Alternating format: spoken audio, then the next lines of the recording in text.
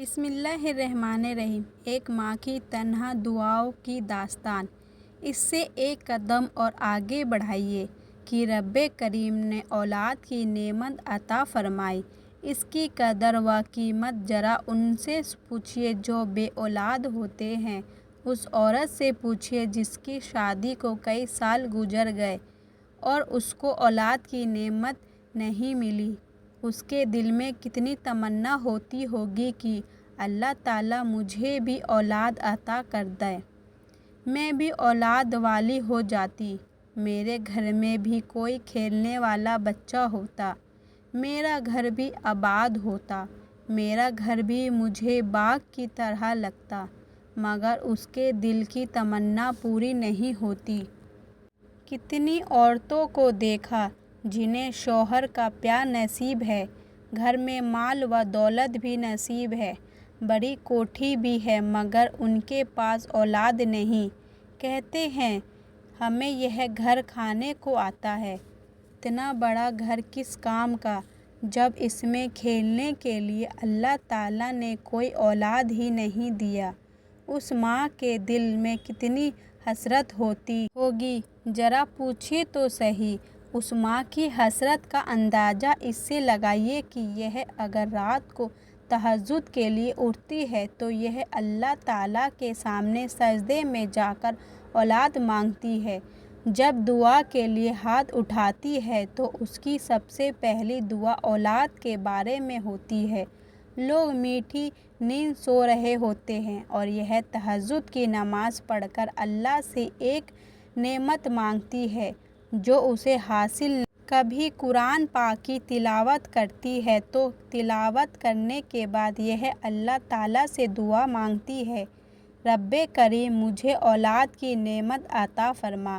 کبھی کسی اچھی محفل یا مجلس کا پتہ چلا، یہاں وہاں پہنچتی ہے اور دعا مانگتی ہے کہ اے اللہ، یہ تیرے نیک لوگوں کی محفل ہے، اپنے نیک بندوں کی برکت سے مجھے اولاد کی نعمت عطا فرما۔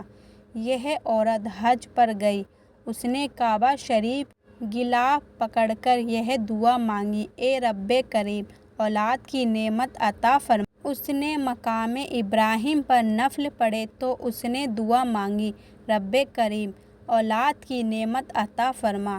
جہاں اسے قبولیت کے آثار نظر آتے وہاں اپنے وہی دکھ اللہ تعالیٰ کے سامنے روتی ہے، ہر وقت وہ فریادیں کرتی ہے، اس کو کوئی پڑھنے کی تسبیح بتائے، اسے کوئی راتوں کو جاگ کر وظیفہ کرنا بتائے، یہ راتوں کو جاگ کر وظیفہ کرنے کے لیے تیار، بیچاری وضو کر کے گھنٹوں مصلی پر بیٹھی پڑھتی رہے گی، اسے گھر میں کوئی دلچسپی نظر نہیں آتی، اتنا بڑا گھر اسے ویران لگتا ہے۔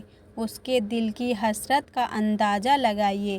اس کے پاس مال بھی ہے، حسن و جمال بھی ہے، شوہر کا پیار بھی ہے، دنیا کی عزت بھی ہے، مگر یہ سب چیزیں اس کو معمولی نظر آتی ہے کیونکہ اللہ تعالیٰ نے اسے اولاد کی نعمت عطا نہیں کی ہوتی۔ اگر یہ مال دے کر اولاد خرید سکتی تو بھلا یہ اپنا سب کچھ لٹا نہ دیتی؟ اگر محنت کر کے اولاد کہیں سے لا سکتی ہے تو یہ پہاڑوں کی چوٹیوں پر بھی جانے سے پیچھے نہ ہٹتی۔ مگر یہ نعمت یہ ہے کہ رب کریم جسے چاہتے ہیں عطا فرما دیتے ہیں، اور جب وہ نہیں کرتا تو دنیا کے ڈاکٹروں کی ڈاکٹری دھری کی دھری رہ جاتی ہے، سب حکیموں کی حکمت دھری کی دھری رہ جاتی ہے۔ کہتے ہیں میاں بیوی میں کوئی نقص بھی نہیں مگر میرے مولا کی مرضی نہیں، سالوں گزر جاتے ہیں مگر سالوں کے بعد بھی اولاد نہیں ہوتی۔ یہاں تک کہ جوانی گزرنے کے قریب ہو جاتی ہے مگر دلوں کی حسرتیں دل میں رہ جاتی ہے، پھر بھی دعائیں مانگ رہی ہوتی ہے۔ ارے میری اور آپ کی تو بات کیا کرنی ہے، وہ نعمت ہے جس کے لیے انبیاء کرام علیہ السلام نے بھی دعائیں مانگی۔ قرآن گواہی دیتا ہے اللہ کے نبی ہیں اور اس کے مقبول بندے ہیں مگر اللہ تعالیٰ نے ان کو اولاد عطا نہیں کی، ان کے دل میں بھی اللہ تعالیٰ نے وہ محبت ڈال دی۔ حضرت زکریا علیہ السلام کا واقعہ ہے۔ بال سفید ہو گئے، ہڈیاں کمزور ہو چکی اور کھال لٹک چکی، مگر اللہ نے اولاد کے بارے میں دل میں ایک تمنا پیدا کر دی تھی، لہٰذا اللہ تعالیٰ سے دعائیں مانگتے تھے۔ وقت کے نبی ہیں، ان کی کیسی مقبول دعائیں ہوتی ہوں گی، مگر عمر گزر گئی دعائیں مانگتے ہوئے، جوانی بڑھاپے میں بدل گئی، آخر دعا مانگتے ہوئے کہتے ہیں پروردگار اب تو میری ہڈیاں بھی بوسیدہ ہو گئی، پروردگار میرے کالے بال سفید ہو گئے، اے میرے مولا تو میری اس دعا کو قبول فرما۔ اے اللہ، میں نے ساری زندگی تیرا دروازہ کھٹکھٹایا، پروردگار مایوس اب بھی نہیں ہوں، اس بڑھاپے میں بھی میرے دل میں یہ امید ضرور ہے، رب کریم تیرا در کبھی نہ کبھی کھلے گا اور تو مجھے نعمت عطا فرمائے گا۔ اتنی دعا مانگتے ہیں، رب کریم نے دعا کو قبول فرما لیا اور اسے بڑھاپے میں اولاد کی نعمت عطا فرما دی۔ اس لیے وہ نعمت جس کے لیے وقت کے انبیاء کرام بھی دعا کرتے رہے، تب اللہ کریم نے انہیں یہ نعمت عطا فرمائی۔ میرے دوستو، ہم میں سے کتنے نوجوان ہیں جن کی شادی ہوتی ہے اور 2-4 سال کے اندر ہی اللہ تعالیٰ ان کو بیٹا عطا کر دیتے ہیں، بیٹیاں بھی عطا کر دیتے ہیں، ایک سے زیادہ اولاد ہوتی ہے۔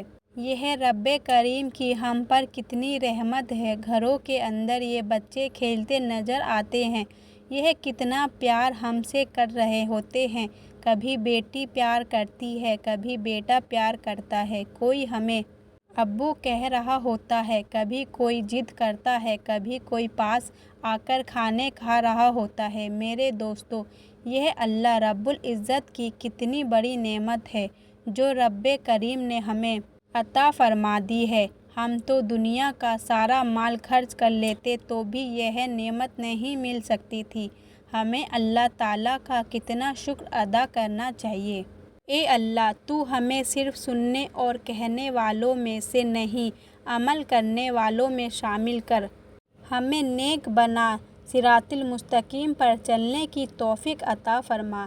ہم سب کو حضرت محمد صلی اللہ تعالیٰ علیہ وسلم سے سچی محبت اور پوری اطاعت نصیب فرما۔ ہمارا خاتمہ ایمان پر ہو، جب تک ہمیں زندہ رکھے اسلام اور ایمان پر زندہ رکھے، آمین یا رب العالمین۔